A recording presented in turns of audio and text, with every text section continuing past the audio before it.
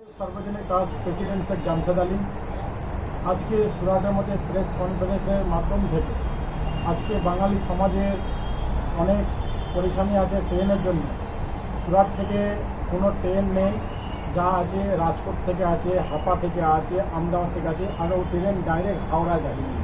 আমাদের বাঙালিরা হাওড়া থেকে নেমে রিটার্ন আসতে হয়, রিটার্ন আসতে হয় বর্ধমান, মেমারি, ব্যান্ডেল, কানলা, অম্বিকা কানলা, গুপ্তিপাড়া সব জায়গায় রিটার্ন আসতে হয় লোকাল ধরে।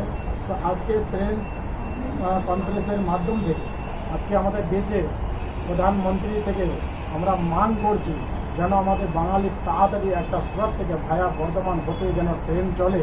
সেই ট্রেনটার নাম দেওয়া হবে প্রধানমন্ত্রী এক্সপ্রেস।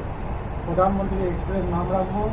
আর যদি কোনো সময় যদি এই ট্রেনটা যদি চালু হয় তা তাকে প্রধানমন্ত্রীকে দিয়ে উদ্ঘাটন করাবো।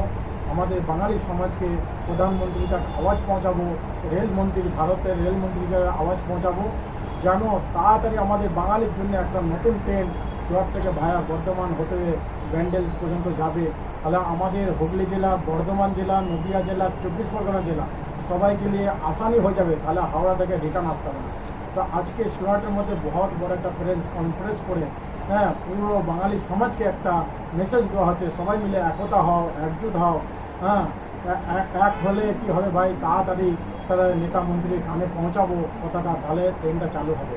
তো আলী ভাইয়ের দ্বারাই একা হবে না, এই জন্য সবাইকে সাপোর্ট করতে হবে, সাথ দিতে হবে, একজুট হতে হবে, আর আন্দোলন করতে হবে, রাস্তায় লাভতে হবে, কিছু খরচা পানি করতে হবে, তবেই কাজটা আগে বাড়বে। তো সুরাটের দাদা ভাইরা আজকে যে প্রেস কনফারেন্সের মাধ্যম থেকে বলছি, সব সেটেরা, কারিগররা, ফ্যাক্টরি কারিগররা, দোকানদাররা সব বাঙালি সমাজকে একতা হয়ে একজুট হয়ে এটা এনে মান করতে হবে আর দেশের বড় প্রধানমন্ত্রী তাকে পৌঁছাতে হবে। আজকে সুরাটে প্রেস কনফারেন্সের মাধ্যম থেকে আজকে পুরো বাঙালি সমাজকে আমরা মেসেজ পাঠাচ্ছি।